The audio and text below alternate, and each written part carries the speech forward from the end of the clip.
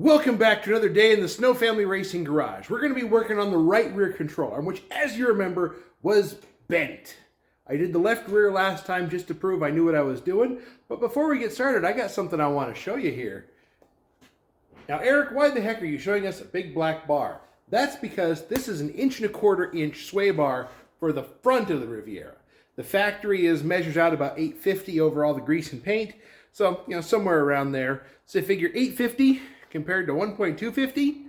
Yeah, we got a stiff sway bar. We also have a rear bar coming. That one was on back order. This one just showed up first. We're going to do those after we get the rear suspension rebuilt correctly. And we may have to go take this thing to a road course just to have some fun. Because, I mean, how cool would it be to see this big old beast out there on a road course cranking it out there with, Miatas. They're not even in the same park. I get it. But still, it'd just be fun. So, let's get the tail jacked up. Let's get that right rear control arm taken care of to the point where we can get this thing off. So here's the lower control arm on the passenger side, the right side. I mean, from this angle, it doesn't look too bad until you realize that it's practically touching in the middle in places. So, let me come over this way. Let's see if I can show you. Yep, as you can see, there's some moderate bend to it. I'm going to grab some prying implements and I'm going to start working on this, see if I can get it straightened out, because we do have to get to the nut and bolt combo there that hold the lower coil spring in place. So, more to come. I'd say things were going well, but that's not exactly true. I got the control arm out and the coil spring because, the bottom is too bent. I can't get anything in there to get the bottom off, so I took it off from the top. Not ideal. I'm going to go put this on the bench and poke at it for a few minutes and see what I can do. Trying to bend it with ye old crowbar really was not having much effect. So here's the answer. I walked over to a neighbor of mine who happens to run his own metal fabrication business. Great neighbor to have, let me tell you. I'm a machinist by trade. He's got stuff far bigger than I do. So he handed me this porta-power and said, hey, get that spread apart so the coil spring can come off, and then I'll take it into my shop, put it in the presses, and make it, straight again. I says, wow, that's awesome. So now comes the next part of, I'm going to spread it apart with the little mini porta-power and get that bolt out. Got it separated. That was miserable. Glad that's over. That was a lot of, getting in there and opening it up and putting one of those pesky metric sockets that I never use because I work on American stuff. Go figure. That's what you do with metric sockets. They're spacers for when you're pressing stuff out. So, I'm going to work on pushing the rubber part out real quick, and then we'll hand this off to the man who can straighten it, and it'll come back straight. So, some time has passed. I got sick, parts availability, that kind of thing, so much later than I would like. We've got some interesting stuff on the lower control arms. Let me show you. This is kind of cool.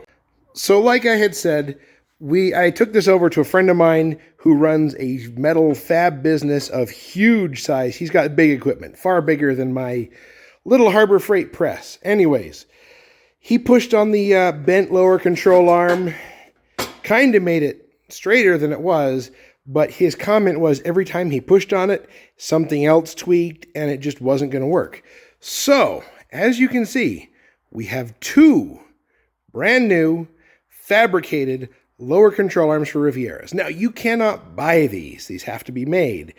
And I'll work on seeing if he's willing to make more of these later. But, for the short term, we have some brand new lower control arms for Rivieras. Now, there is a small difference from the factory. We don't have the parking brake cable holder. We can work that in. And also, there's a slight little V shape in this. That's to facilitate flattening the coil spring mount. Not a big deal because it's really only a couple of degrees top and that coil spring is so squishy that it's not a big deal. So the new control arm is flat. Now I have to do both sides because I've got a brand new rear sway bar for the Riviera, and this little kick is actually going to change the angle of the ears on the sway bar. And basically, if I do one and not the other, it's going to preload the rear suspension a little bit. We can't have that. So I've got to get the bushings out of this guy. Because this one is so bent, I'm just going to cut the metal and, relieve this pressure on the bushing. The bushing's going to come out nice. Now, the bad news is that I've already done this side. So I got to undo it to redo it with the new lower control arms. So let's get to work on this. This is a big undertaking, but we're going to get through it. Here's where I'm sitting. The bushings are cleaned up and pushed into the new arms. Now, because this is a prototype, the press fit isn't quite as pressy as I was hoping for, but, that's why we have the hot metal glue gun. I'm going to put a couple of welds on these in, strategic places because I don't want these coming loose. And then I'm going to get the material set up to box it in. And then I'm going to do a little bit more fabricating and stuff. I'll show you that in a few minutes. But basically, there's a second hole that's got a couple of holes, truthfully, that have to go in here to facilitate getting hardware through, the monster sway bars that we got, the coil spring perch mount back here, some things. So I'm just going to get to welding, stitch this in place, clamp this up, get it boxed in.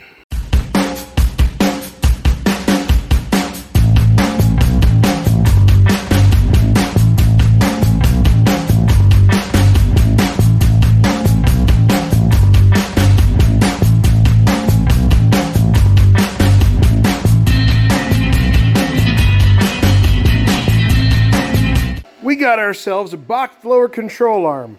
Bushings are welded in. I did go back and continuously weld this after I looked it up on the internet, what makes more sense to do for a structural component. So I got all the welds ground flat because we do have a sway bar that's going to be mounting to the bottom of this, and I couldn't have the big weld beads sticking up to get the plate flat that mounts to the bottom of the control arm. So next thing I'm going to do is take this over to the drill press, put a couple of holes in it, in the bottom piece. And I'm also going to figure out where the sway bar is going to sit and put its matching hole in here too. So let's keep going. Everything's welded up. You can see that there's now extra holes there and there. That's because I don't exactly know where the sway bar is going to mount. The instructions call out using that hole, and it mounts to the control arm. It's not clear whether it's before or after that hole. So I figured it's just easiest to put two holes in. We're not really weakening anything.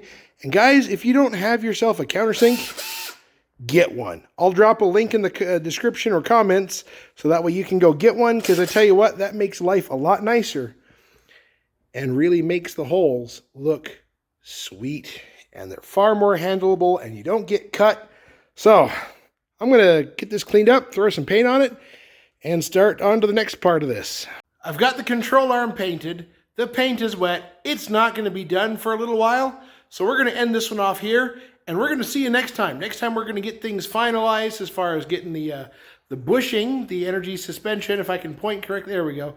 The energy suspension bushings, get those in there correctly. Now keep in mind, we're using the GM A-body bushings. I'll post the specifics in the description and the comments, all that good stuff.